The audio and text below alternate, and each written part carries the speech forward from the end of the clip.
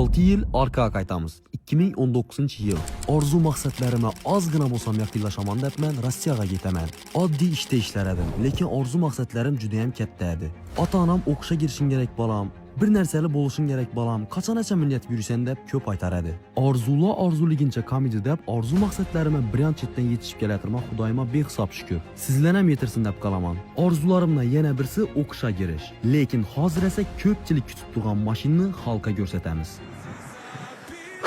Hammangizga katta rahmat. Shuncha sabr etganlaringiz uchun.